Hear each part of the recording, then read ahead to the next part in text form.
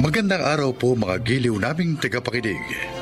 Darito ang isang natatanging kasaysayan na kapupulutan nyo ng aral sa buhay. At ito ay ilalahad sa atin ni Lorna.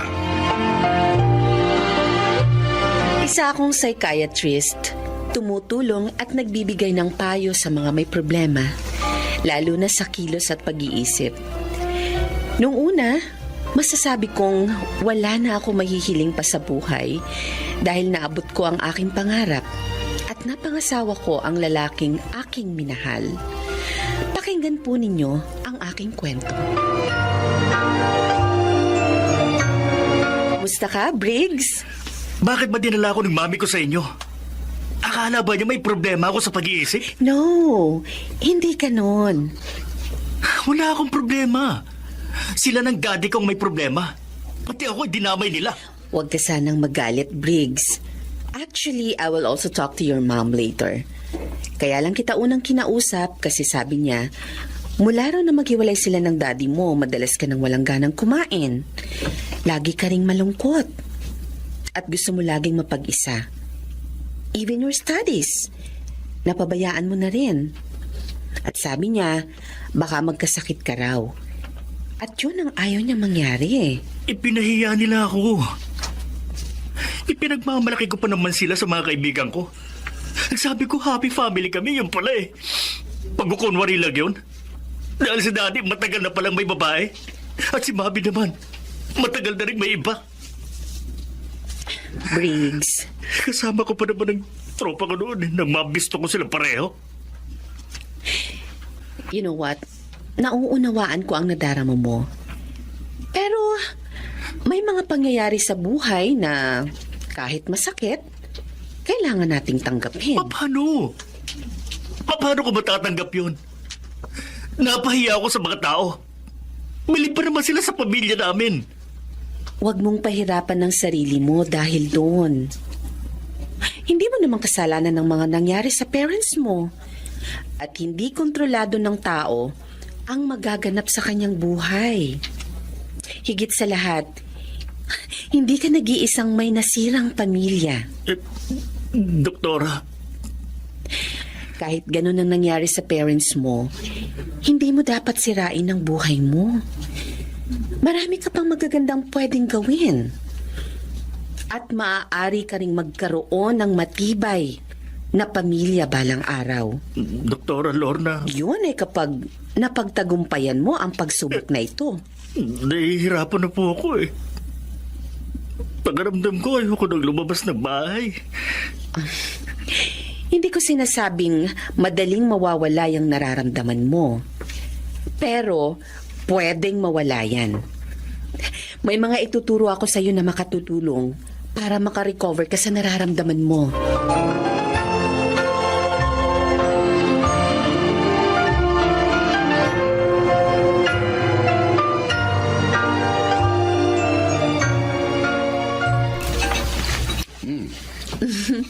Masarap bang niluto ko, dear? Oh, yes, dear. Mukhang may bago ko na namang natutuhang luto, ah. Sinabi mo pa. You know, lagi naman ako nag-aaral ng mga bagong putahe para sa inyo ng anak natin. How was your job? Okay naman. Na-handle ko naman lahat ng pasyente ko. Medyo naawa nga lang ako sa isang pasyente ko kanina. Bakit? Akala niya kasi happy family sila. Ipinagmamalaki niya ang parents niya sa mga friends niya. Yun pala, parehong may ibang karelasyon ng mga yun. Ganon? Yes. At ang masakit pa sa kanya, kasama pa ang mga friends niya nang madiscover yun. Ay, talagang kapag naghiwalay ang mag-asawa, hindi maiwasang maapektuhan ang mga anak. By the way, Lorna, 3 days lang uli ako dito ngayon, ha? Ha? Eh, bakit naman? May mga problema kasi sa negosyo natin sa province na kailangan kong tutukan, ha? Okay. Namimiss ka na kasi ng anak natin. Hayaan mo. Babawi ako pagbalik ko. Sinabi mo yan, ha?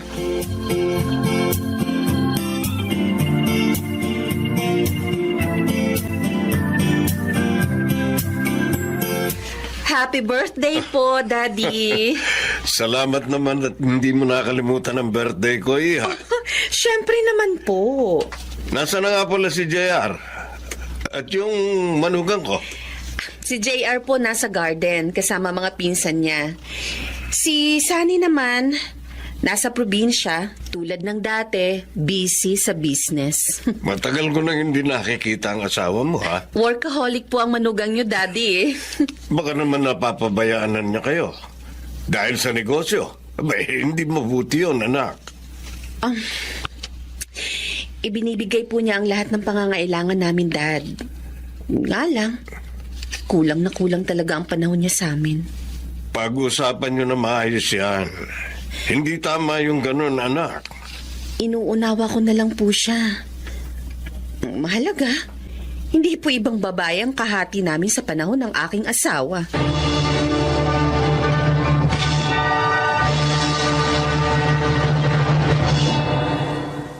Tulog na ba si Joyce, Connie? Ay, oo, Sammy. Paano? Napagod kasi sa paglalaro niyo mag-ama. Kumusta naman ang pag-aaral niya? Wala namang problema. Matataas ang grades ng anak natin. Natutuwa akong malaman yan. Yun nga lang, marami na siyang tanong. Tanong, tulad ng ano? Tulad ng, bakit madalas ka namin hindi kasama? Bakit kapag Pasko at Bagong Taon, wala ka rin? Tsaka, kung ano-ano pa. Paliwanagan mo na lang siya ng maayos. Nang hindi naman magtampo si Joyce. Sammy, matalino ang ating anak. Kaya tuloy minsan, nahihirapan ako magdahilan sa kanya eh. Pasensya ka na. Ito lang ang alam kong paraan para makasama ko pa rin kayong mag-ina. Ang hatiin ko ng aking panahon sa inyo ni Lorna.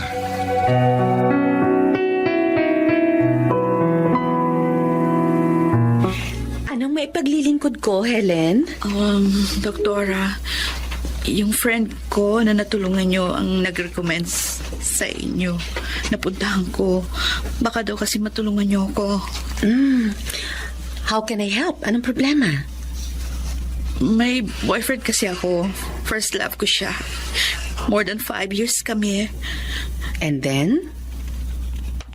Bigla na lang siya namatay. Napakasakit. Parang gusto ko na rin mamatay, doktora.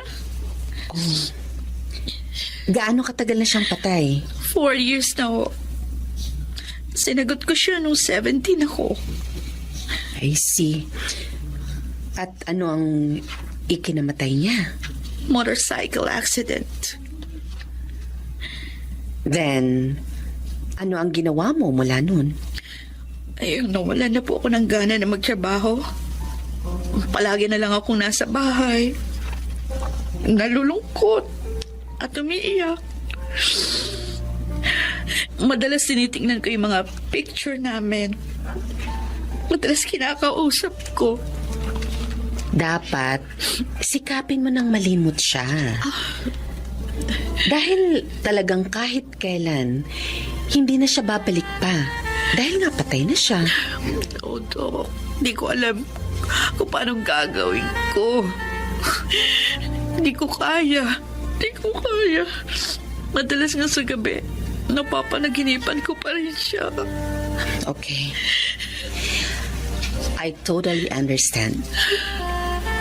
Hindi talaga madali ang mawala ng minamahal. Lalo na first love mo pa. Pero lalo mong hindi makakaya yan kung mananatili kang nag-iisa at nalulungkot. So, ano pong gagawin ko para makayanan ito? Ano?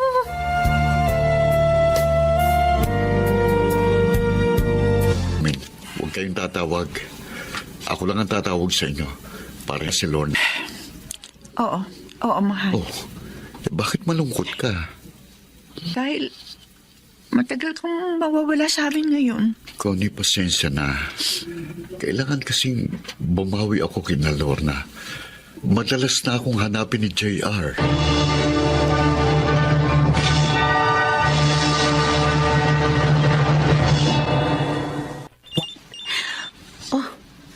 Naiwan pala niya ang phone niya. At May tumatawag. Teka, sasagutin ko na nga lang. Baka importante ito. Hello, Daddy?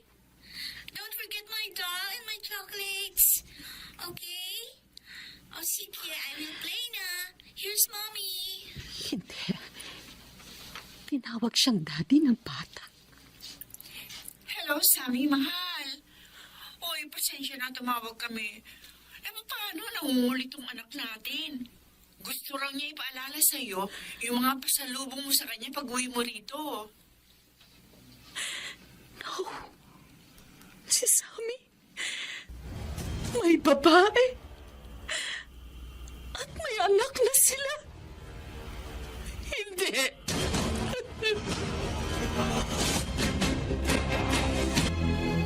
Baka naman nagkamali lang ang tumawag na yon, anak. Hindi po, Daddy. Binanggit ng tumawag ang pangalan ni Sammy. Ah, Kaya dahil doon, nag-check po ako sa FB account ng asawa ko. At natuklasan ko, hindi lang pala isa ang kanyang account. At doon ko po nalaman ng lahat.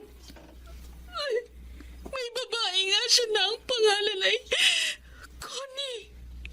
At may anak na po sila. ano? Napakasakit po pala, Dad. Dati, naririnig ko lang ang mga ganitong pangyayari sa mga pasyente ko. Ngayon, nangyari din sa akin. Anong balak mo ngayon, anak?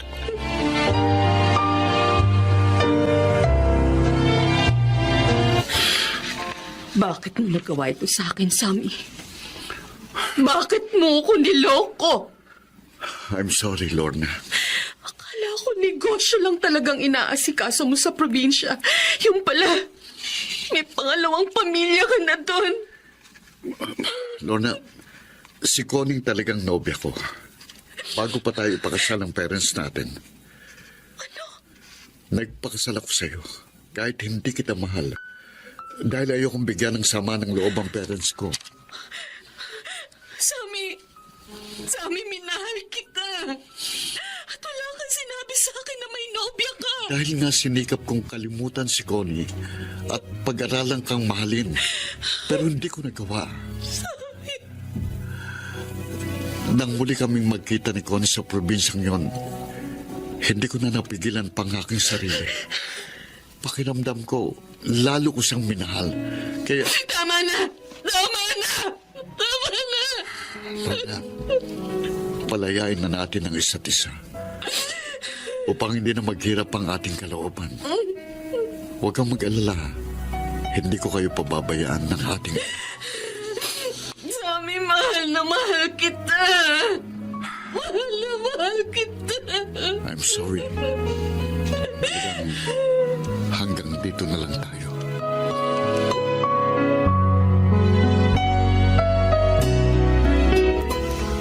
Tama ang pasya mo na bumalik dito sa atin, anak.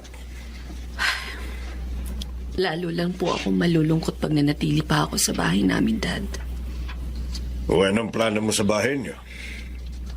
Pumayag po si Sammy na ipagbili ko yon.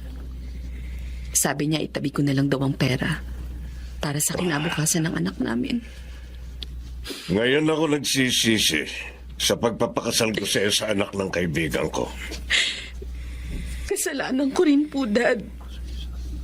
Pumayag ako.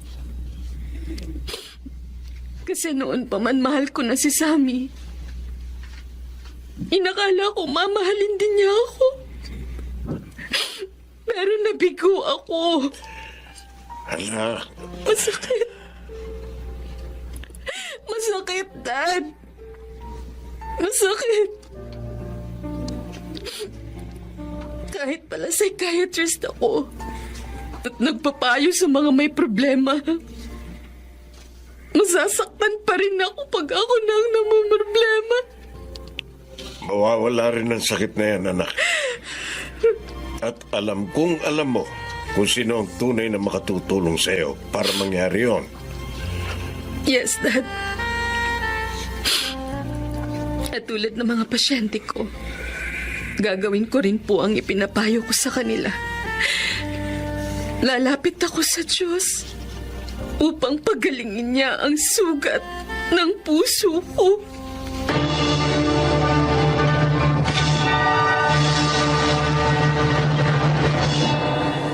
May bahagyang lungkot pa rin sa puso ko dahil sa aking pagkabigo. Ngunit mas matatag na ako ngayon. Inspirasyon ko ang aking anak, maging ang mga taong nangangailangan ng aking mga payo. Ako si Lorna, isang psychiatrist, at ito ang aking buhay. Walang suliraning dumarating sa ating buhay nang hindi natin kayang hanapan ang solusyon. Huwag lamang nating kalilimutang tumawag sa may kapal. Mga nagsiganap: Lionel Benjamin, Maynard Landicho, Susan Robles, Rosana Villegas, at Jenaline de la Cruz sa papel na Lorna.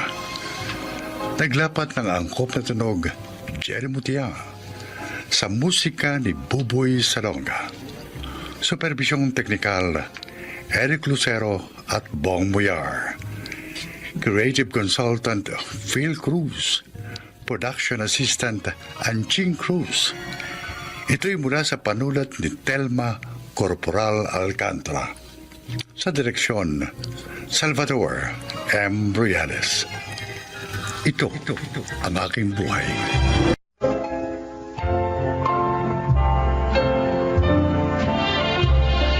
Sa araw na ito, marinig ninyo ang kasaysayan ng isang ina na muntik maipahamak ang kanyang mga anak. Siya ay si Angela.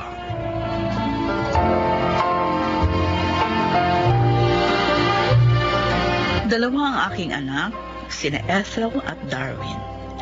At sa awa ng Diyos, kahit maagang pumanaw ang aking asawa, ay nagawa ko pa rin silang mapagtapos ng pag-aaral. Iyon ay dahil sa magandang aking trabaho. At ni minsan, hindi ko inakalang masisira ang maganda naming samahan ng aking mga anak. Ano po, ma? May boyfriend na kayo? At balak niyong magsama na? Oo, mga anak. Wala naman kayong aalalahanin. Mabait si Jojo. Pero ma, hindi pa nga namin siya nakikilala eh. Dahil bigla niyo siyang isasama sa amin. Oo nga naman, ma. Sana pag-isipan niyo muna ito. Hayaan niyong makilala muna namin siya. Mga anak, magiging maligaya ako sa kanya. At alam ko, makakasundo niyo rin siya. Pag magkakasama na tayo dito, kaya huwag na kayong tumutol. Pasensya na ho. Pero kapag pinatira niyo ritong lalaking yon, aalis ako dito. Ano? Darwin, isang ka titira. Mangungupahan na lang ako, Ate Ethel.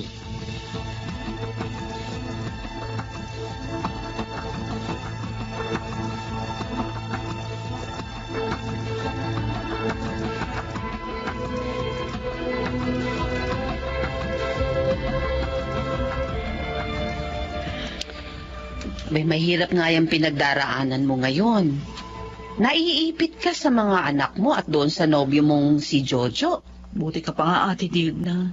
Naintindihan mo ako. Ay, samantalang yung mga anak ko, hindi. Lalo na yun si Darwin. Bakit naman kasi hindi mo muna bigyan ng pagkakataon ng magkapatid na makilala si Jojo? Talagang mabibigla nga sila. Lalo na pag nakita nilang kasing edad lang ng panganay mo, yung nobyo mo. Ang gusto nga ni Jojo, magsama na kami. Ayaw na niyang magkahiwalay pa kaming dalawa. At angako naman siya na gagawin ng lahat para makasundo ang mga anak ko. At naniwala ka naman. Oo naman, ate. Sa loob ng 6 na buwan naming magkarelasyon, hindi niya pinasama yung loob ko. Kaya naman, lalo ko siyang minahal. Kung ganon, talagang itutuloy mo ang pakikisama sa lalaking yun. Oo, Ate Digna. Paano si Darwin? Hayaan mong umalis siya sa inyo? Ay, hindi ko naman siya pinakaalis. Siya ang may gustong gawin yun. Mahala siya. Angela? Malaki na siya. May stable job na. Kaya niya nang itaguyod ang kanyang sarili. At kung mapahamak siya, baka magsisi ka pag nangyari yon.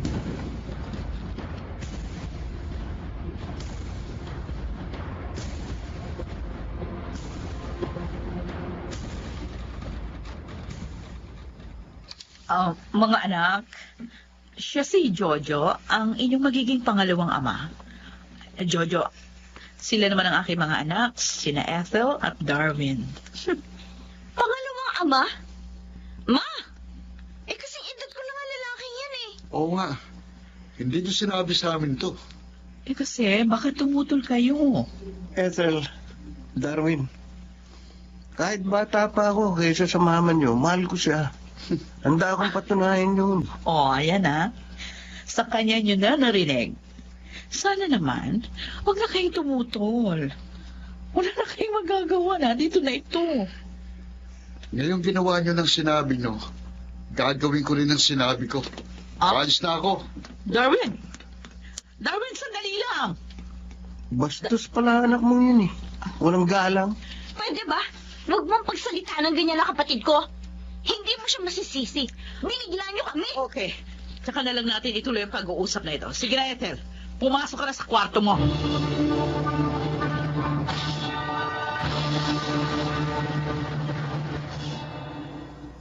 At wala palang trabaho ang Jojo na yun, Darwin. Tita Digna. Ano? Sa makatuwid, kaya siya nakasama kay mama para may tagabuhay siya. Oh, ang sabi ni Angela, yung lalaking yun ang mapilit na magsama na sila. Dahil mahal na mahal daw siya. Siyempre, magdadrama yun. Para maniwala si mama. Para may palabigasan na siya. Naiinis ako kay mama eh. Parang hindi siya nag-isip sa ginawa niya. Nagpabigla-bigla ang mama niyo. Sana wag naman niyang ikapahamak ang kanyang ginawa. Kaya nga po hindi ako umalis sa bahay namin eh. Para may magtatanggol kay mama. Mag-iingat ka rin, ate. Baka ikaw naman ang mapahamak. Ako, okay na ako dito kina Tita Digna. Basta, lagi kang maging handa, Ethel. At wag mong kalilimutang tawagan kami, ha?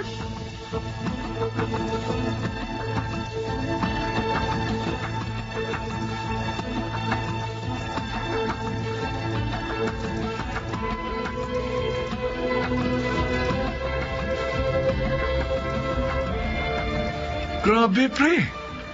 Ang tagal mong hindi lumitaw dito sa bahay namin, ha? Siyempre. Para maging effective ang acting ko kay Tanda. Kumusta naman? Walang nagawa ang mga anak ni Angela sa gusto niya. Oh, Yung lalaki, lumayas. Yung anak niyang babae na lang ang kasama namin. ha? Eto paano yan? Di may kontra din pala sa plano mo. Wala rin siya magagawa, Briggs. Magaling yata akong magromansa sa mama nila. Ngayon nga, binigyan pa ako ng pera ni Angela eh. Talaga? Oo, kaya may pambatak tayo ngayon. Yung babaeng anak ni Angela. Maganda ba yun, Jo?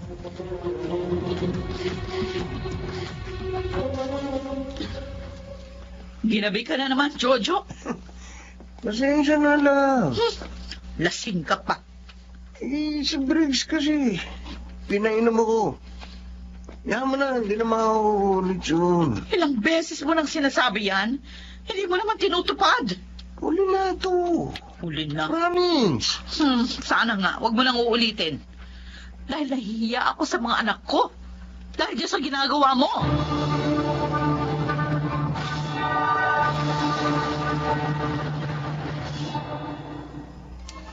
Narito na ho tayo sa bahay namin, tita. Pasok na ho tayo. Wala ba dyan yung Jojo?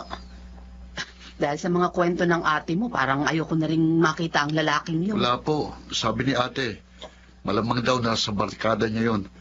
At si mama naman, gagabihin. Dahil may kliyente sa tindahan. Ano yun?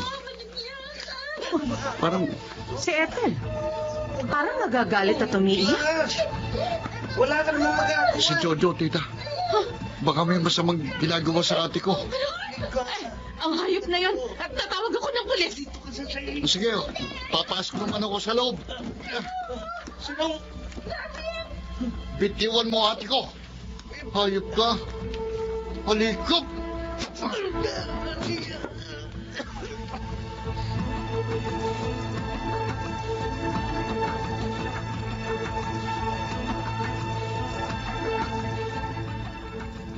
Walang iya ka, Jojo! Walang iya! Angela, patawarin mo ako. Hindi ko man sinadya. Pinagtatanggol pa naman kita sa mga anak ko. Yung pala, ahas ka! Ahas ka! Pati anak mo, tutuglamin mo! Patawarin mo na ako, Angela. Hindi na mauulit yun. Pangako. Oo, talagang hindi na mauulit yun. Dahil mabubulok ka na dyan sa kulungan!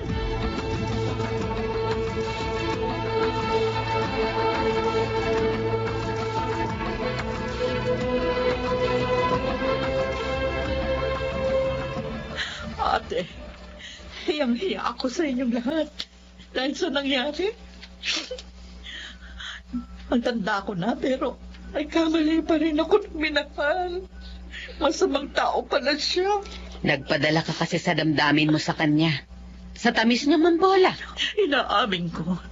Kaya nga hindi ko na naisip ang mga anak ko. Muntik na tuloy mapahamak ang panganay ko. Hindi naman masamang umibig kang muli. Matuto ka nga lang pumili. At huwag kang magmadali. Oo nga, inaamin ko na ang pagkakamali ko. Ate, sana tulungan mo kung makahingi ng tawad sa aking mga anak.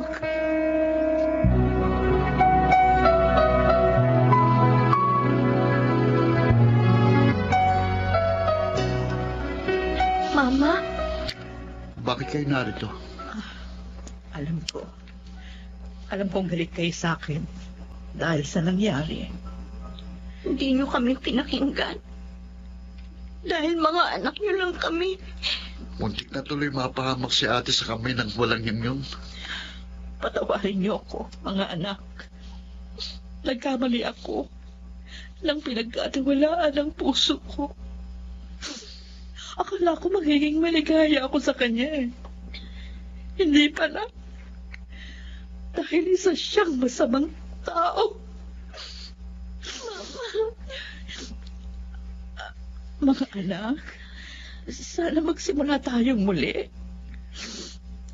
At pinapangako ko sa inyo, lagi ko na kayong iisipin sa bawat desisyon na aking gagawin.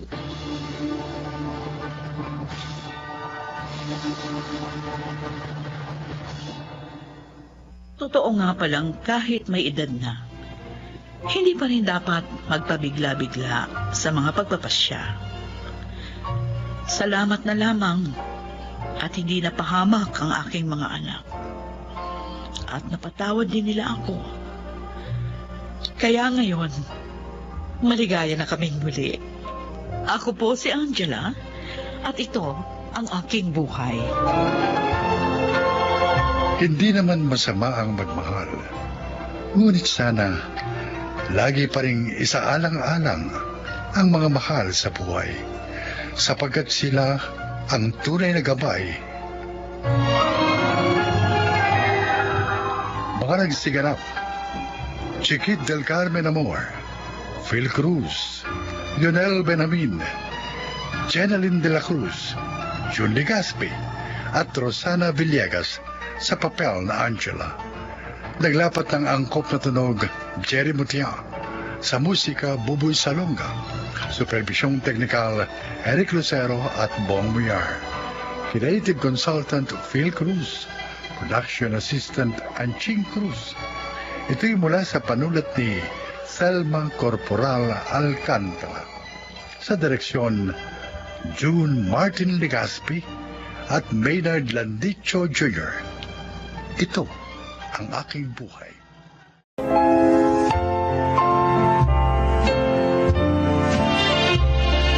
Mga kaibigan, sa araw na ito ay maririnig po ninyo ang testimonya ng isang dilalang na nais ibahagi ang kanyang kwento upang kapulutan ng aral.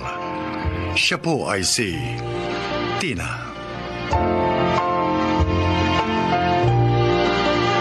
Magandang araw po. Nakakahiya mga sabihin. Sa beer house po ako nagtatrabaho. Nagbebenta ng aliw sa mga lalaki. Maaga po ako naulila sa mga magulang, kaya hindi na ako nakapag-high school. At tanging si Lolo Igmi na lamang na nakilala ko sa kalye ang tanging tumulong sa akin. Noong mga panahong kailangan ko ng tulong. Pakinggan po ninyo ang aking buhay.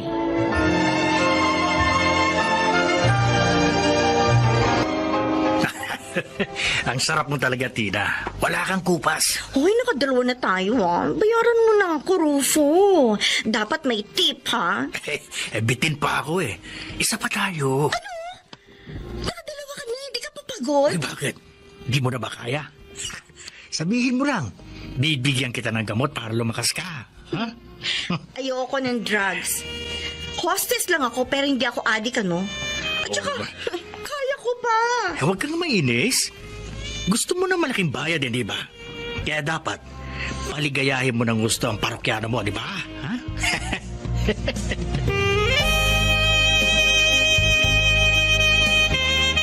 O, Tina. Mukhang masama pakiramdam mo Hindi ka pa bumabangon dyan sa higaan mo. Yung anak mo nga pala, napaliguan na ni Lolo Igme. Salamat naman. Masakit ang katawan ko, Joy. Yung visit kasing Rufo na yun, pinagod ako. Nako! Lupang talaga sa sex ang lukulukong yun. Ay, malas mo lang. Ikaw na ang paborito niya ngayon. Nagbigay naman ba ng malaki? Oo. Pero, alam mo, kulang pa yun sa sakit ng katawan na binigay niya sa akin. Sa mga pagbababoy niya. Kakasuka siya. Ano ba? Nag-iimot ka na naman dyan. Ilang taong ka na sa trabahong ito hanggang ngayon ba? Hindi ka pa rin sanay. Sanay na. Pero nangangarap pa rin ako, syempre, na makaalis sa putikang ito. At makalaya sa pambababoy ng mga lalaki. Paano? Tulad ko rin, wala ka rin pinag-aralan. Di ba? May anak ka pa na kailangan buhayin. At bukod doon, ikaw rin ang sumasagot sa mga gamot ni Lolo Igme.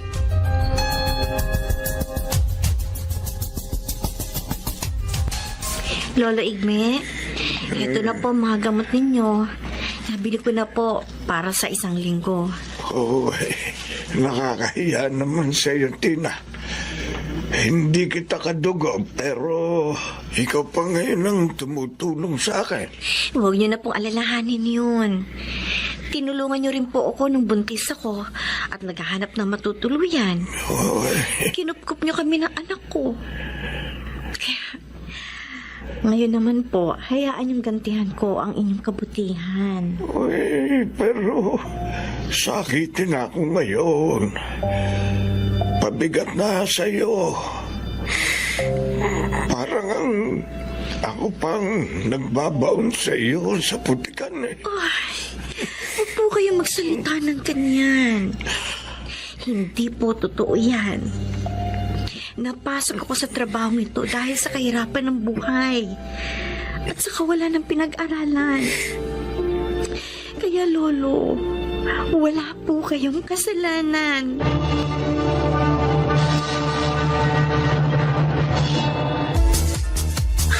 Totoo ang sinasabi ko. In love ako sa'yo. Baka naman binubola mo lang ako, Ramil. Tulad ng ibang lalaki nagpupunta dito. Hindi yun bola. Talagang mahal kita. Kung gusto mo, magsama na tayo. Para mapatunayan ko sa'yo ang damdamin ko. Magiging maligaya ka sa akin. Talaga? Oo naman.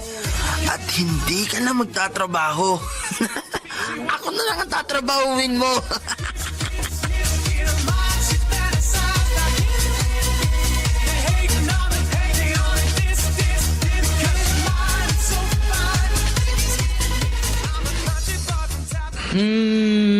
Para yung punta ni Ramil sa beer house, At lagi ding may regalo sa'yo. Binubola ko. Nililigawan ako, kuno. Sinasakyan ko nga lang mga pambobola niya. Bakit? Anong sinasabi niya? Kesyo, kung gusto ko raw magsama kami at liligaya daw ako sa kanya. Ano naman sinagot mo? Ano naman yung nararamdaman mo? Naiinis ako. Pero hindi ko pinahahalata sa kanya. Alam ko naman na gusto lang niya akong gamitin ng libre, no? Ano't pagkatapos magiging tagabuhay niya? Mabuti naman. At hindi ka nadadala doon sa mga matatamis niyang salita. Joy, tama na ang minsan panloloko sa akin ng isang lalaki. Hindi na mauulit yun.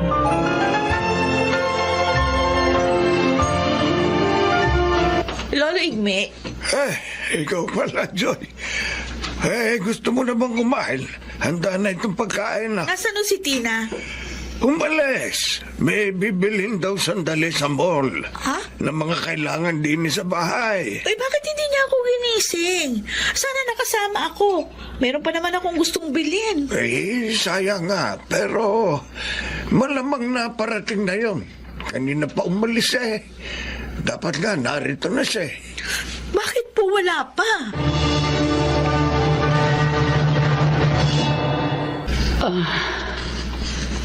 Asan ako? Ma'am, narito po kayo sa isang klinik. Clinic? Opo. Ako nga po pala si Tina. Ako naman si Pilar.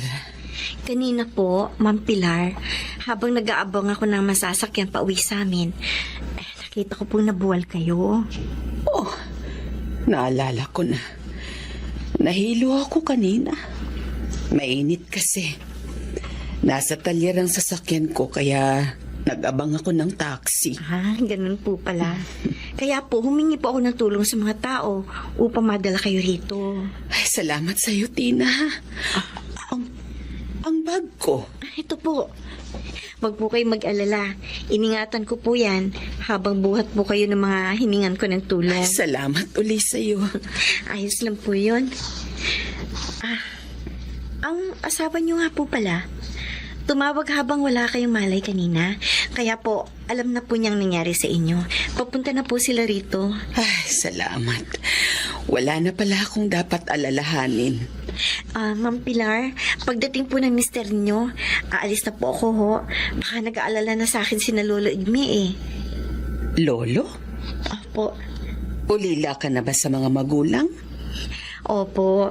Pero hindi ko po tunay na lolo si Lolo Igme. Siya po ang tumulong sa amin noon ng aking anak. Kaya itinuring ko na po siyang parang tunay na lolo. May asawa ka na pala. Wala po. Anak lang po ang meron. Oh, I'm sorry. Ihahatid ka na lang namin, Tina. Ano nga palang trabaho mo?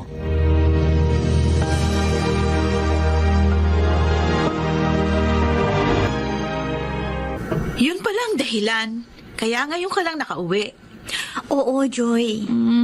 Sila ba yung sakay nung magarang kotse na nagkatid sa'yo? Oo. Alam mo, ang bait nilang mag-asawa. Alam ba nila trabaho mo? Oo, pinagtapat ko. Nakakatuwa naman itong kaibigan ko. Matulungin na. Honest pa. Alam mo namang hindi ko ugaling magtahi-tahi ng kwento, di ba? Sabi nga pala ni Ma'am Pilar, magkikita raw kami uli. Bakit daw? Ewan ko. Hindi naman niya sinabi kung bakit.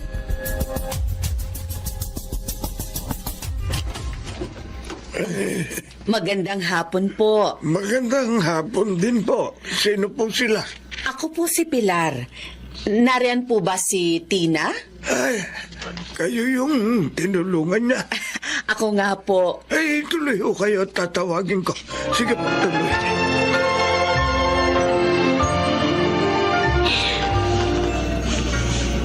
Para sa amin po itong lahat na dala ninyo, Ma'am Pilar.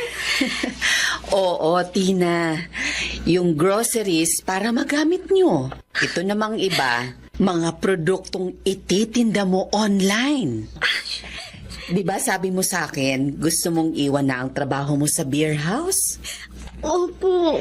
Kaya naisip kong bigyan ka ng mapagkakakitaan. Kami na rin na magpapagamot kay Lolo Igme para wala ka ng problema. Naku. Salamat po, Ma'am Pilar. At hindi lang yan. Eto, kunin mo.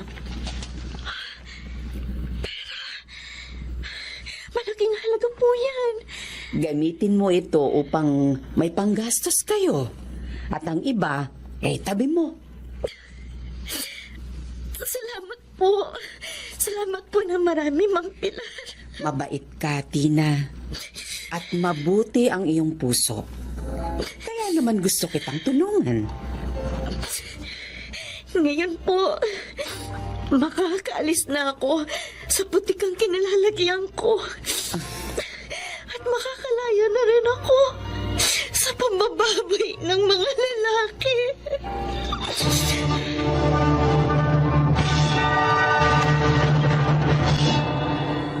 Walang pagsidla ng aking kaligayahan ng mga oras na yon.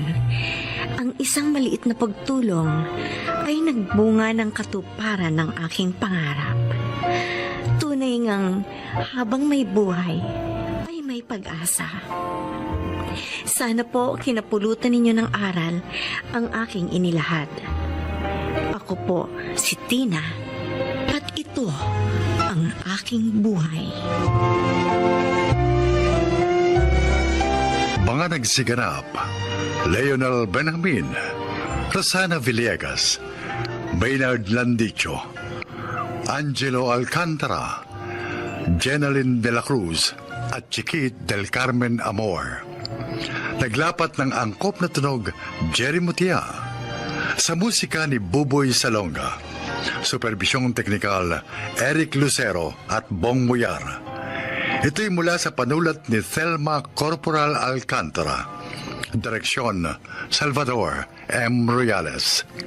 Ito ang aking buhay.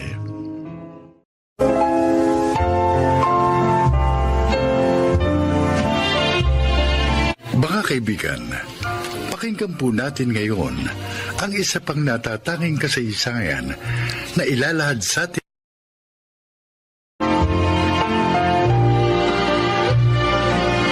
Ano bang problema mo?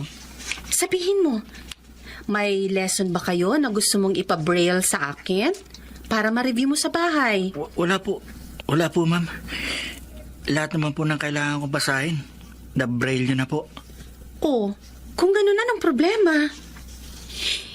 Alam mo, hindi tama yung nagka-cutting classes ka. Paano ka matututo pag ganyan? Kahapon pa po kasi ako sinisingil ng leader namin, ma'am. Kaso, wala naman po akong maibigay. Kasi, wala namang perang ibinibigay sa akin si nanay. Halika. Sabi niya kasi sa akin, may sakit si tatay. Wala po silang pera. Halika na.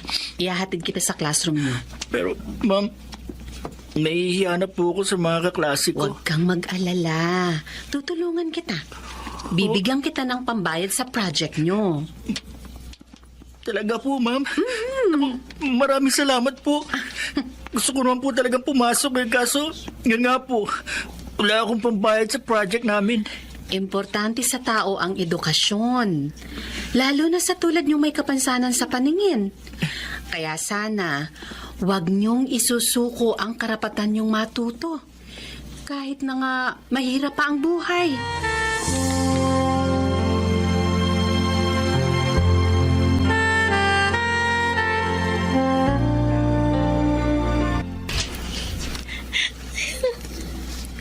Good morning, Marita. Ma'am Erlinda, dumating na pala kayo. Oo. Ang aga mong dumating, ah. Aalis po si Mama eh. Kaya inagahanap po niya yung paghatid sa akin. Iniwan na lang po ako dito sa SPED Center. Tama yan. Kesa naman sa umabsent ka dahil walang maghahatid sa'yo. Ay, mas mabuti pa. Dito mo na lang hintayin ang oras ng klase mo. Ihahatid na lang kita sa classroom nyo. Ay, hindi na po, Ma'am. Ha? Nakausap ko po kanina yung classmate ko. Susunduin niya po ako dito pagdating niya. Okay. Oh, bakit ka nga pala umiiyak kaninang dumating ako? Ano bang problema? Wala po. Nalulungkot lang po ako. Niisip ko, siguro kung hindi kami na aksidente ni Papa, hindi ako mabubulag. Siguro college na po ako. Posible. Pero tapos na yun eh. Tanggapin mo na lang ng maluwag sa loob ang bago mong kalagayan. Total, sabi naman ng mama mo, makakakita ka pa rin kapag may nag-donate ng cornea sa'yo, di ba? Opo, pero 2 years na ako naghihintay. Wala pa rin. Naisip ko tuloy, mangyayari pa kaya yun? Huwag kang mawalan ng pag-asa. Hindi natutulog ang Diyos. Ibibigay din niya ang hinihiling mo. Basta, huwag ka lang magsasawang tumawag sa Kanya. Ma'am Erlinda, ang hirap palang mabulag. Bawat araw, nararamdaman ko po yun. Parang hindi po ako masasanay. Lakasan mo ang loob mo. Sikapin mong masanay. Para makapagpatuloy ka sa buhay. Malay mo naman, pagsubok lang yan sa'yo ni God. Alam mo, ang gawin mo, ituloy mo pa rin ang pag-aaral mo. Maging ang magaganda mong ginagawa. At hindi mo mapapansin ang paglipas ng mga araw. Maniwala ka sa akin. Maswerte ka nga eh. Kahit nabulag ka, nariyan ang parents mo. Sumusuporta sa'yo. At may kaya kayo sa buhay. Hindi lahat ganyan ang kalagayan. Kaya wag mong sayangin ang magagandang bagay na ibinigay sa'yo ng Diyos.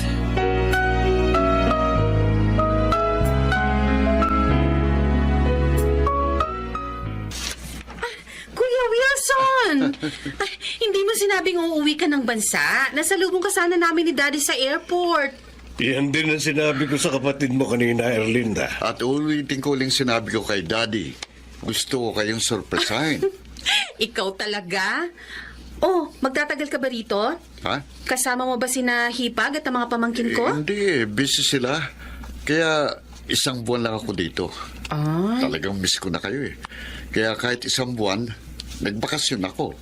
Salamat naman at naalala mo pa kami. Dapat kasi doon na rin kayo ni Erlinda sa Amerika eh. Wilson, walang mag-aasikaso ng kabuhayan natin dito. Ayokong ipagbilim mga yun. At ako man, ayokong iwan ang pagtuturo ko dito, kuya. Maaari ka rin naman makapagturo doon. Mag-aaral ka nga lang ng konting panahon. Mas maraming nangangailangan dito sa akin. Ng mga may kapansanan sa paningin. Kaya mas gusto ko na rito. Pero maliit lang ang kinikita mo rito. Totoo yun. Madalas nga, tinutulong pa niya yun sa mga mahihirap niyang estudyante. Kita mo na. Okay lang po yun, Daddy. Ang importante, nakakatulong ako at maligaya.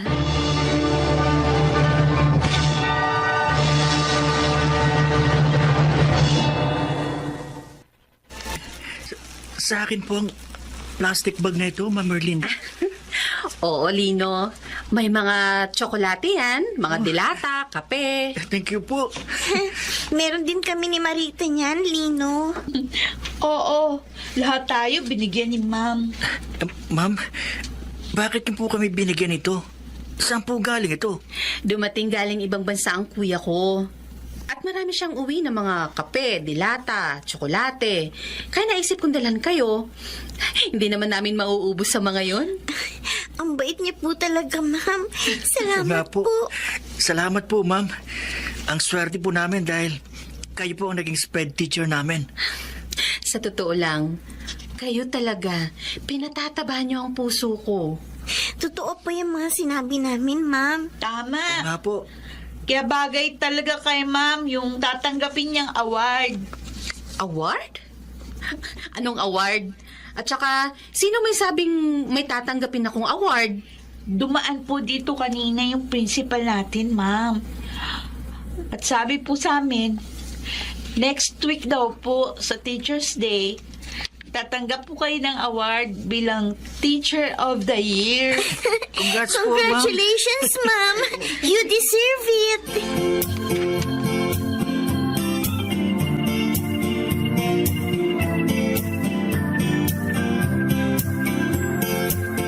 Daddy, bakit niyo po pinapunta ang attorney niyo dito? Gusto ko kasi, habang narito ka, ayusin ang kabuhayan ko sa inyong magkakapatid. Bakit naman po? Buhay pa naman kayo't malakas. Para maging maayos ang paglilipat to sa inyo ng mga kabuhayang naipundar namin nang pumanaw niyong mami. Ayokong matulad kayo sa iba na pinag-aawayan ng kabuhayan hanggang sa makalimutan na ang pagiging magkadugo.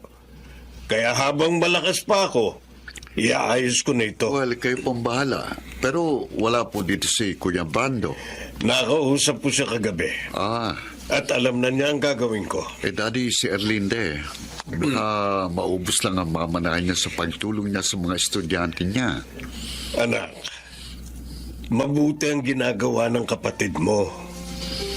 Sabi nga niya, ang kanyang pagkakawang gawa, ang siyang magbahatid sa kanya patungo sa langit.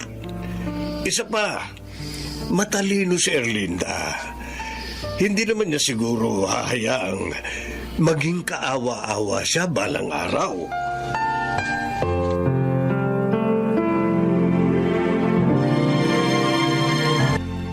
May bago na akong slate and stylus, Nino, Marita. Oo? Talaga? Naibili ka na ng nanay mo? Hindi. Kapos nga kami. Paano ko mabibili, Ninay? Eh, paano ka nagkaroon ng bagong slate and stylus? Oo nga. Binilhan ako ni Ma'am Erlinda. Nakita niya kasi, ginagamit ko pa rin yung slate ko, kahit sira na. Pagdating niyo kanina, iniabot mo lang niya sa akin to. Ang bait talaga ni ma'am. Lahat tayo tinutulungan niya. At saka matyaga pa siya magturo at pagpalakas ng loob sa atin. Oo, totoo yun. Kung alalahanin niya tayo, parang mga anak niya. Alam niyo, hindi ko makakalimutan si Ma'am Erlinda kahit pa gumraduate na tayo.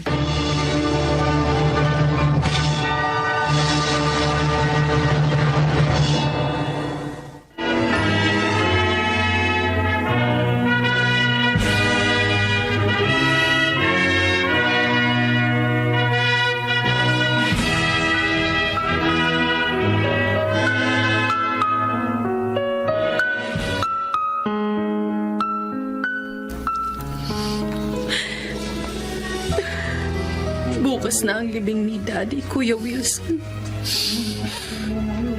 Parang hindi ko pa rin matanggap na iniwan niya na tayo. Ganon din naman kami ni Kuya. Kaya pala, inayos na niya ang kabuhayan niya sa ating tatlo. Dahil iiwanan niya tayo.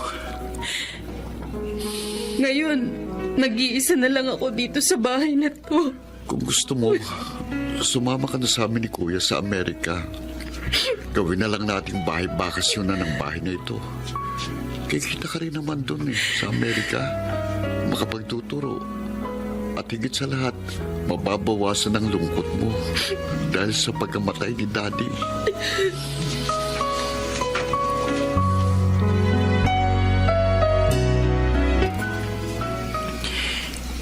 Condolence po, ma'am. Kiramay po kami, Ma'am. Susie? Lino? Paano niyo nalaman ang nangyari sa daddy ko? Sa group chat po namin magkakaklase, Ma'am. Oo nga po. May isa po kasi doon. Nanggaling sa school para dalawin po kayo. At nalaman nga po namin ang nangyari. Pupunta rin po sila dito mamaya, Ma'am. Oh, salamat sa inyo. Kahit wala na kayo sa school, naaalala niyo pa rin ako. Malaking bagay sa akin itong ginawa ninyo. Nabawasan ang bigat ng loob ko. Hindi po namin kayo makakalimutan, Ma'am. Dahil naging napakabuti niyo po sa amin. Hindi man po kami nakakakita. Nagabayan niyo rin po kami sa tamang landas.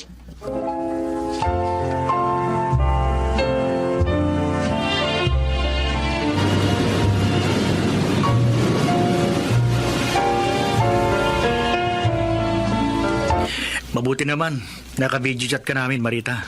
Oo nga. Hindi ka busy ngayon. Kaya lang ang daya mo. Kasi kami nakikita mo na. Dahil naoperahan ka na. Samantalang kami, hindi ka pa rin namin nakikita. Di bale. Naririnig niyo naman yung maganda kong boses. Oo nga. Oh guys, ano ba ang topic natin ngayon? Next week na kasi ang birthday ni Ma'am Erlinda. Oo nga eh, alam ko. Hindi ko nakakalimutan yon. And this time, ayoko na magpadala ng birthday card sa kanya. Gusto ko dalawin na lang siya. Iyan din ang naiisip namin ni Lino. At ng iba pang mga naging estudyante ni Ma'am nakasama sa group chat natin.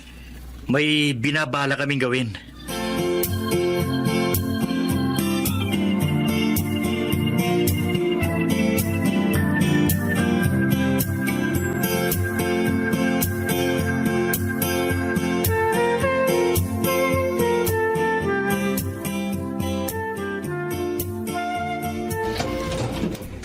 Happy birthday to you.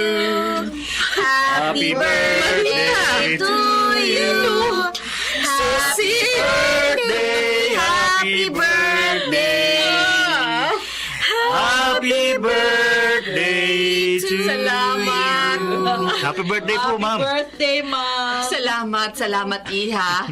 Naku, ibang-iba ka na talaga ngayong nakakakita ka na.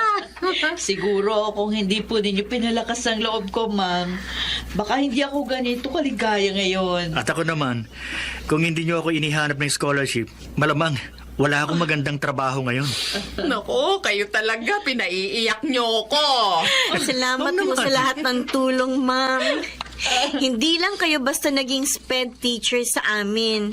Naging kaibigan pa at pangalawang ina. Oo nga. We love you, Ma'am kayo. Tama yun, ma'am. Mahal ko rin kayo. Dahil itinuring ko na kayong mga anak ko. At hindi ko pinagsisisihan na ako'y naging bahagi ng buhay niyo bilang sped teacher ninyo.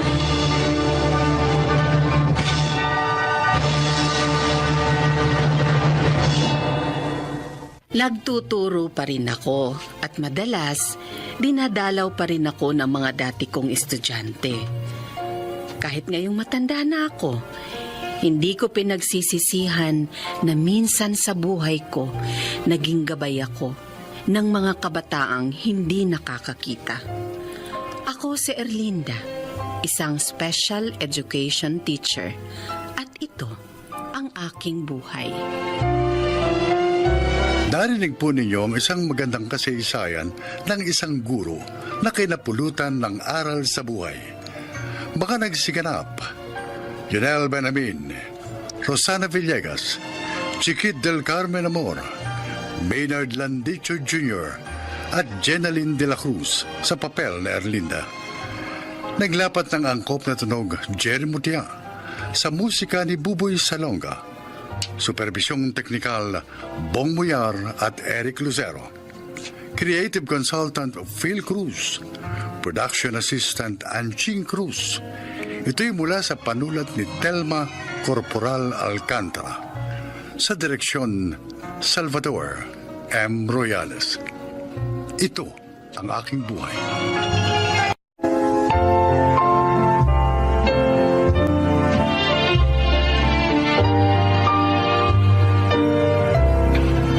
Magandang araw mga giliw naming tagapakinig. Sa araw na ito, inyong maririnig ang kwento na kapupulutan nyo ng aral sa buhay. Siya ay si Tomas.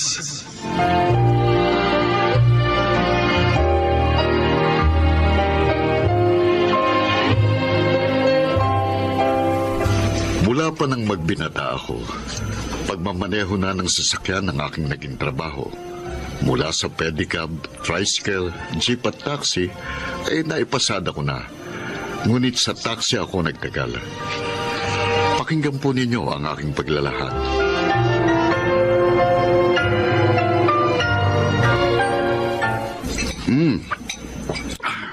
Ang sarap talaga ng tinolang manok. Ang sabihin mo, masarap dahil kumpleto sa Ricardo. Kaya naman Hindi pala. tipid. At saka, masarap yata ako magluto. Teka, bakit hindi kumakain ng dalawang anak natin, Alma? May pinagmamakto lang dalawang yan, Tomas. Darwin, bakit ba? Cindy, ano ba problema? Finals po namin sa Makalawatay. Oh, Kailangan ko na pong bayaran ng kulang ko sa tuition fee ko. oo nga pala, no. Malaki-laki rin palang kulang mo sa school. Ako naman po, may kailangan biling project. Project na naman? Opo. Ano ba naman yan? Bawat subject na lang may project na ang mamahal naman. Ganun po talaga, Itay. Sa private school kami nag-aaral eh. Dapat talaga, Elma. Hindi mo na lang sila ipinasok sa private eh. Oo, tingnan mo tuloy. Nahihirapan tayo. Tomas, mas maganda ang turo sa private at mas maayos dun. At saka po, Tay, lahat ng kapitbahay natin sa private school nag-aaral ang mga anak nila. Kawawa naman kami kung kami lang ang hindi tutulad sa kanila. Gawan mo na lang ng paraan ang kailangan nila. Total, papasada ka naman ngayon. Oh, Bestre. Hindi ka ba papasada? Tapos na akong pumasada. Ha? Kumita na nga ako eh. Kaya uwi na ako. Mukhang malaking kinita mo ah. Ang saya mo eh. Ako, siyempre. Ako ba naman ay papayag na kumita na maliit? No way, pre. Buti ka pa. Laging swerte sa pamasada. Bakit? Wala ka ba bang kita? Meron naman pero kulang pa sa halagang kailangan ko. Ikaw naman kasi, sobra kang mabait sa pasahero. Ha? Alam mo, minsan-minsan, iwan mo naman yung kabaitan sa bahay nyo para kumita ka ng mas malaki. Teka, ano ibig mong sabihin? Ikaw naman, oh. Hindi ka naman bagong driver. Ibig kong sabihin, pre, magkaroon ka ng konting gulang sa metro. Ha? Tapos, makontrata ka rin. At ang pinakamaganda sa lahat, ha? Yung ginagawa ko. Bakit? Ano ba ginagawa mo? Bili sa'yo ni Bestre ang kwintas na yan, Lota? Ay, oo, Elma. Regalo niya ng birthday ko. Ang buti ka pa. Naririgaluhan ng ganyan kamahal ng asawa mo. O bakit?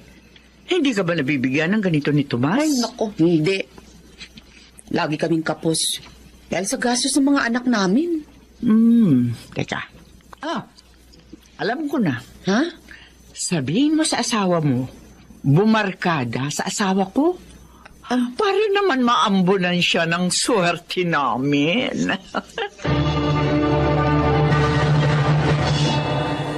Elma, dear. Oh, Huwag mo nga akong yakapin. ito naman. Naligo naman ako ah. Kaya mapango ko. Wala akong pakialam, naiinitan ako. Oh, may electric fan naman tayo. Mainit pa rin yan. Lakasan natin. Ay nako, ayoko. Mainit pa rin. Teka, alam ko na. Huwag na lang tayo magdamit. Ano? Para hindi tayo mainitan. Tumigil ka nga. Bastos na to eh. Alam mo naman, namimiss na kita eh. Bumili ka muna ng aircon. Ano? Para ganahan ako makipaglambingan sa'yo. Pero napakamahal nun. Pati kuryente natin tataas dahil doon. Dito diskarte ka. Para kumita ka ng mas malaki. May paraan naman para mangyari yon. Ayaw mo lang. Elma, kung ang tinutukoy mo ay ang ginagawa ni Bestre, panlalamang sa kapwa yun. At ayokong gawin yun. Pwes, kung hindi ka rin lang kikita ng malaki, ha? Hindi mo rin makikita ito. Elma naman. Hindi mo makikita yan. Huwag naman ganyan. Asawa kita eh. Magsariling sikap ka muna kung gusto mo. Ha?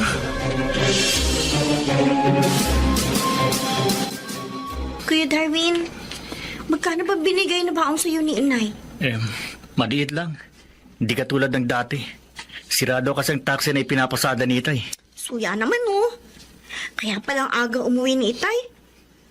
Paano kakasya itong baon ko? Ang mahal-mahal ng food dun sa school. Ay, nako, Cindy. Problema ko rin yan. Buti pa nga yung mga anak ni Mang Bestre at Aling Lota. Nabibili nilang gusto nila. Samantalang tayo, hirap na hirap. Sana kasi. Katulad na lang ni Mang Bestre si Itay. Magaling dumiskarte.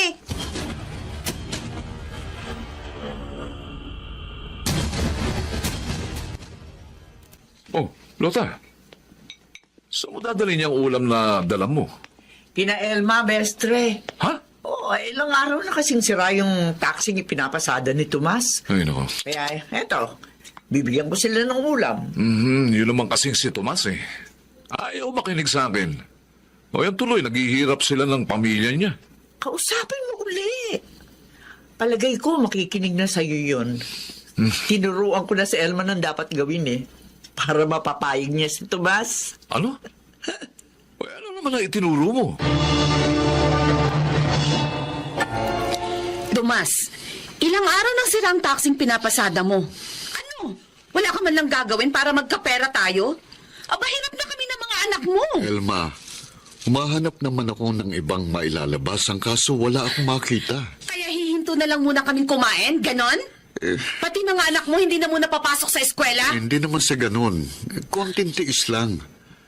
Hayaan mo, maghanap ako ng mauutangan. Anong tiis? Mula nang ikasal tayo, puro tiis ang ginagawa ko. Tomas naman, pag ginawahin mo naman kaming pamilya mo. Nagsisikap ako, alam mo naman yan. Kulang ang pagsisikap mo. Pati mo gayahin si Bestre. Para mapaginhawa mo kami kung ayaw mong iwan ka namin ng mga anak mo. Hindi mo alam ang ginagawa ni Bestre. Masamang trabaho niya. Hindi masama yun. Tinutulungan niyang maglibang yung mga tao masalapi. Kaya nagkakapera siya.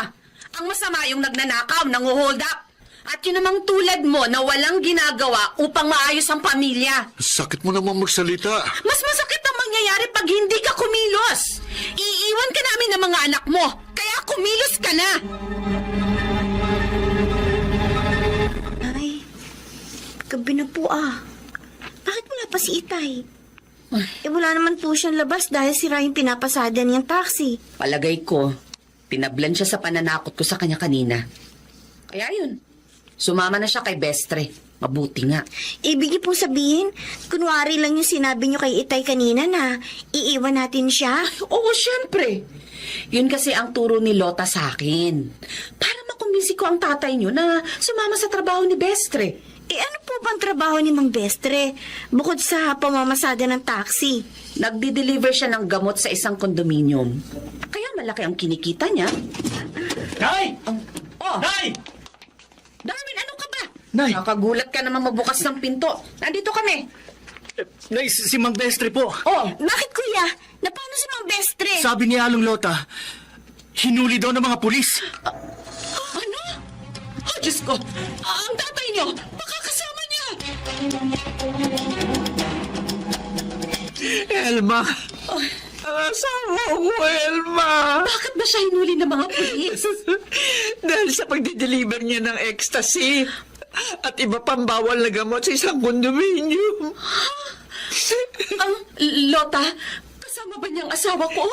Mabuti nga hindi niya nakumbisi si Tomas mo. Kung nagkataon, pati siya, nakakulong na ngayon. Kasalanan ko lahat, Elma. Ako nagbuyo sa asawa ko na gumawa na masama. Lota. Ako at ang mga loko.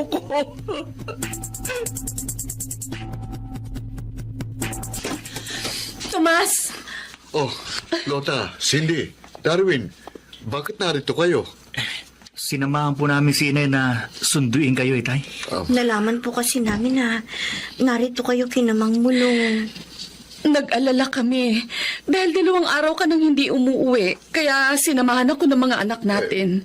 Pasensya na kayo kung napag-alala ko kayo. Ayokong umuwi na walang dalang pera. Kaya tinulungan ko si Paring Mulong na ibenta ang kotse ng kapatid niya doon sa mayamang kakilala ko. At sinuwerte naman kumita kami. Tomas. Ba't payakap-yakap pa? Ako ang dapat tumingi ng pasensya sa'yo. Dahil sa pagkainggit ko sa iba. Dahil sa kagustuhan kong masunod ang luho ko. Muntik na kitang ibuyo sa paggawa ng masama. Patawarin mo ako. Kami rin po ni Cindy, Tay. Humihingi ng tawad sa inyo. At pangako po, hindi na kami magiging maluho. Magiging matipid na po kami. At payag na rin po kami mag-aral na lang sa public school ni Kuya. Basta, huwag lang po kayo mawawala sa amin. Natutuwa ako sa mga sinasabi niyo, pero nagtataka rin ako. Bakit pa kayo nagbago? Hinuli ng mga pulis si Bestre. Ha? Dahil sa masama niyang trabaho. At yun ang ayaw naming mangyari sa'yo. Mabuti na lang pala at hindi ako sumama sa kanya. Patawad talaga, Tomas. Patawad. Pangako, ibang Elma na ako mula ngayon. Tinupad nga ng aking pamilya ang kanilang mga pangako. Ngayon ay tapos na sa koleyo ang aking panganay na anak. Sana po'y kinapulutan niyo ng aral ang aking inilahad. Ako, si Tomas, isang taxi driver, at ito ang aking buhay. Baka nagsigarap, Phil Cruz, Jeneline de la Cruz, Maynard Landicho, Chiquit del Carmen Amor, Jun Legaspi, at Susan Robles. Naglapat ng angkop na tunog Jerry Mutia sa musika ni Buboy Salonga. Supervisyong teknikal nina Eric Lucero at Bong Buyar. Creative Consultant Phil Cruz. Katulong sa produksyon Anching Cruz. Ito'y mula sa panulat ni Telma Corporal Alcantara sa direksyon Salvador M. Royales. Ito ang aking buhay.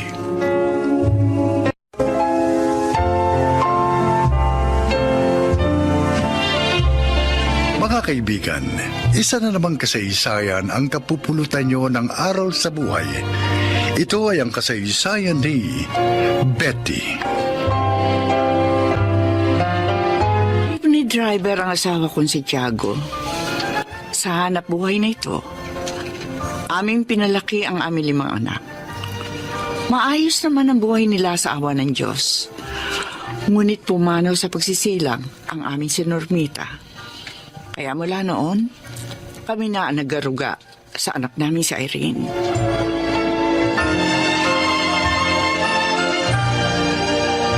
Mamaya ka pa mamamalengke, Betty? Eh, bakit? Ihatid ko muna sa school yung apo kong si Irene. Ay, oo nga pala. Hatid sundo mo pala ang apo mong yun. O tapos na ba siya ng elementary? Malapit na siya makatapos ng high school mo na. Tingnan mo nga naman makakatapos na pala siya ng high school. O ano naman ang magiging trabaho niya? Gusto niya maging social worker. Kaya balak namin na ipasok siya sa kolehiyo. Ano? Gusto niya maging social worker?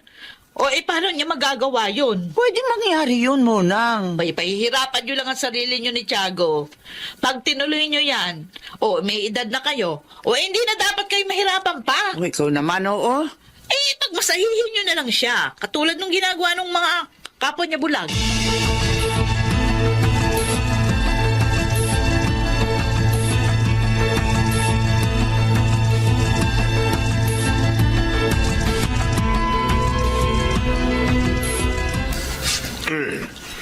Ano ba yung ibabalita mo sa amin ng lola mo, Apo?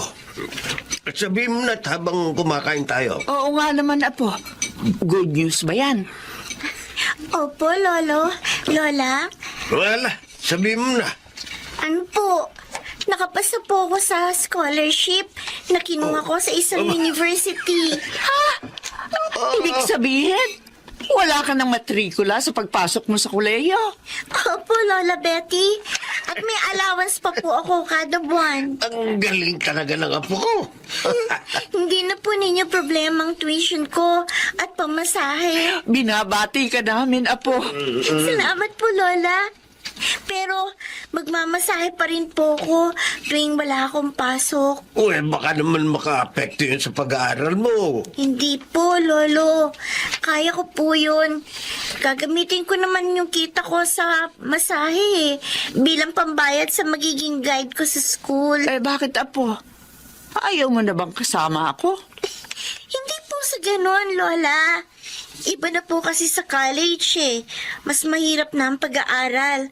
Kaya kailangan ko po talaga ang magkaroon ng guide.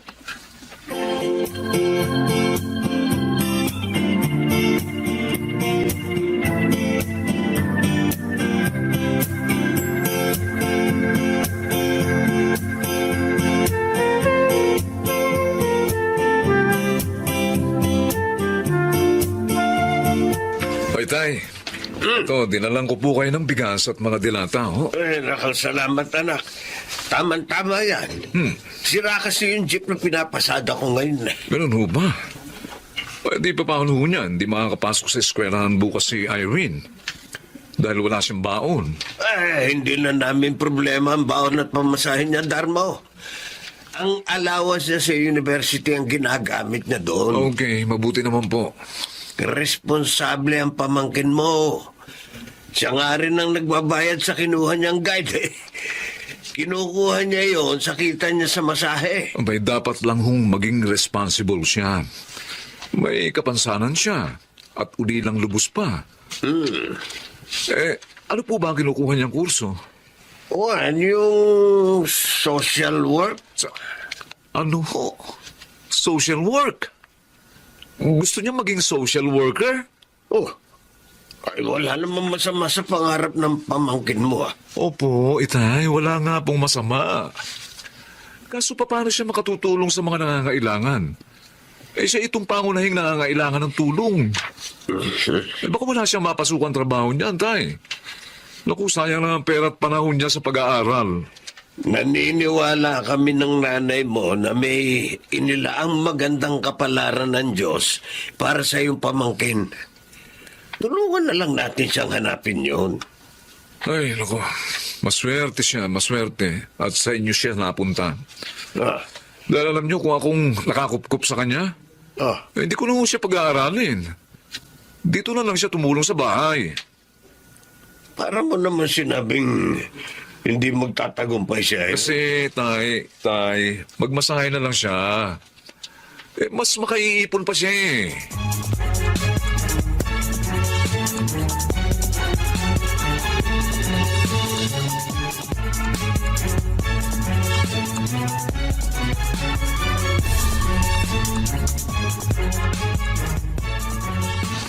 Sobe naman magsalita si Tio Darmo. Irene, bakit ka umiyak? Lola Betty. Alam ko na. Dahil sa narinig natin sinabi ng Tio Darmo mo kanina. Ang sakit po kasi niyang magsalita, Lola. Kahit tiyo ko siya, wala siyang tiwala sa akin. Hindi kasi madaling abutin ang pangarap mo, Apo. Kaya parang imposible sa kanya yun. Alam mo ba, sabi man ang lolo mo nagulat nang matuto kang magbasa at magsulat. Hindi naman namin alam yung braille eh. Pati ang cellphone na nagsasalita. At higit sa lahat na talaga nakakagulat, yung pwede na rin kayong gumamit ng computer. Dahil po yun sa pag-unlad ng teknolohiya, Lola. Kaya nga ang tiyo mo hanggang ngayon hindi makapaniwala. Pati tuloy ang pangarap mo. Hindi niya mapaniwala ang maaabot mo. Buti pa kayo ni Lolo Tiago. May tiwala kayo sa akin. Sinusuportahan niyo po ako. Basta, ipagpatuloy mo lang ang pagsisikap mo, Apo. At balang araw, magtitiwala din sa iyo ang mga humahamak sa iyo. Huwag kang panghihinaan ng loob.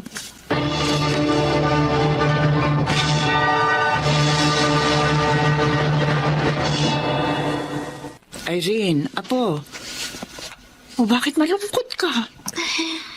At saka di ba may pasok ka? Bakit hindi ka pa magbihis? Baka malate ka. Hindi po ako makakapasok ngayon, Lola. Ha?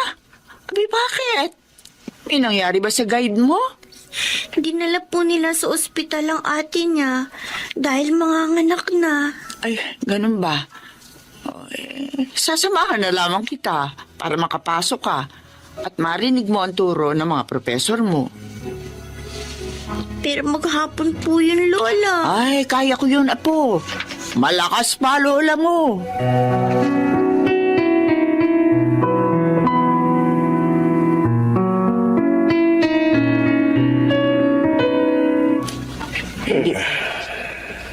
Hindi ka papasada ngayon, Tiago?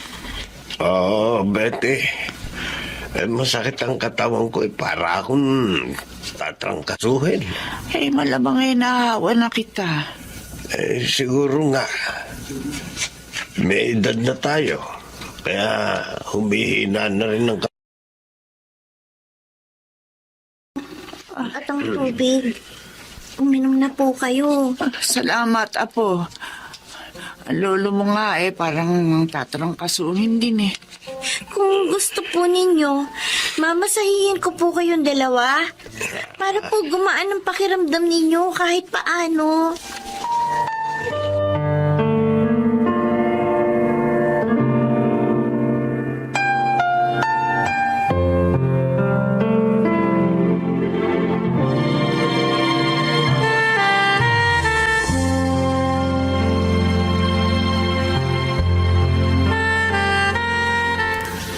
Nagkasakit pala kayo ni Inay. Tay.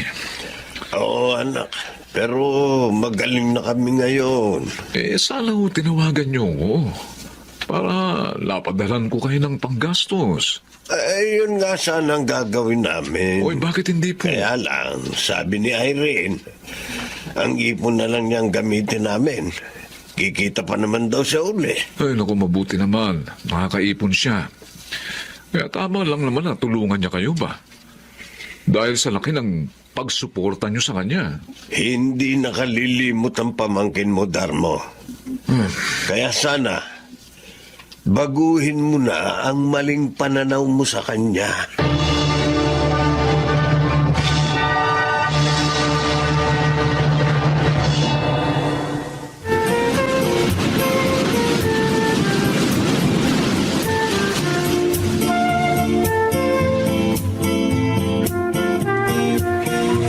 Good morning po, Dean Rigor. Ay, good morning. Tawag niyo raw po ako. Oo. Good morning din, Ihalat ka rito. Opo. Next week kasi, graduation nyo na, no? At siguro naman, alam mo na kasama ka sa 10 bibigyan ng medalya. Nasabi nga po sa akin ng professor ko, kasama daw po ako sa top 10. Totoo yun. At ngayon pa lang binabati na kita. Sa kabila ng iyong kapansanan, nakatapos ka ng iyong kurso na may award. Salamat po, Dean Rigor. Bala ko nga sanang irekomenda ka sa isang malaking foundation na alam ko.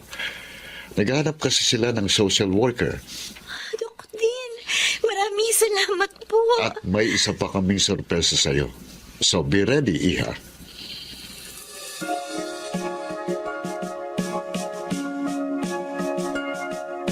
O-order ka sa akin ng pansit at buto, Betty Ay, oo, Monang. Para hindi na ako magluluto. Manok na lang ang bibiling ko. Ay, bakit? Ano bang meron? Graduation na ng apo ko sa Makalawa. Abay! Tignan mo nga naman ano. Oo. At matatapos na pala siya sa kolehiyo. Ay, oo, Monang. May papasukan na nga siyang trabaho Ay, talaga? Ay, saan? Inirecommend na siya ng kanilang dean sa isang foundation. Oh, di mabuti. Nagbunga rin ang pagtsatsaga mo, Betty. Determinado rin kasi ang aking apo mo nang kahit naman magtiyaga ako, kung ayaw niya mag-aral, wala rin mangyayari, di ba?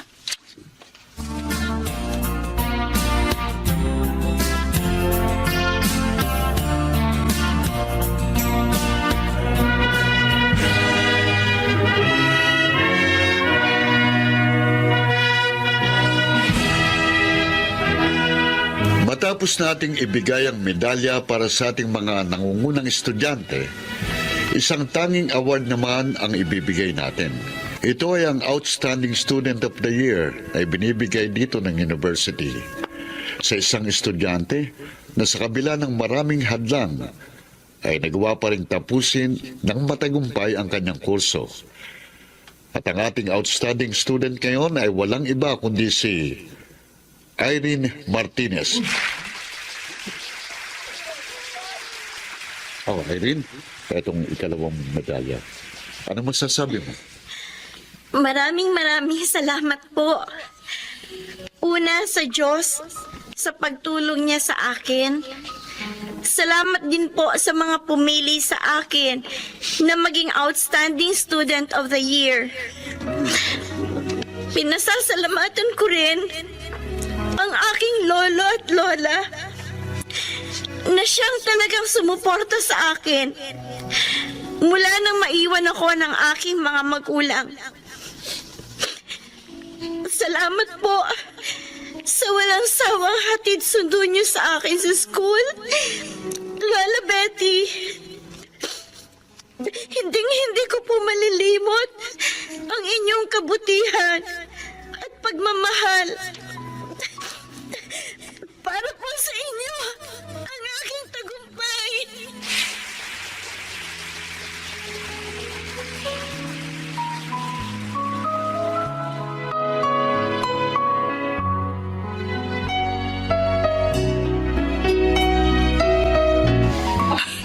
Ikaw talaga, Apo. Piniiyak mo ako. Nagsabi lang po ako ng totoo, Lola. Kayo po talaga ni Lolo Tiago ang inspirasyon ko. Salamat, Apo. Pinaligaya mo kami ng iyong lola. Pinabati ka namin. Congratulations din, Irene, ha? Judar mo! Sumunod ako sa inyo. Narito pala kayo. Oo. Ito nga, nang malaman kong graduation mo ngayon, pamangkin, ito, pumunta ako rito. Talaga, pinabati kita, ha? Ang galing mo, ang galing. Karapat-dapat lang sa'yo ang mga award mo, ha? Salamat po, Tio. Pero kung tutuusin, sina Lola at Lolo po ang dapat sabitan ng medalyang ito. Dahil naging mabuting gabay po sila sa akin.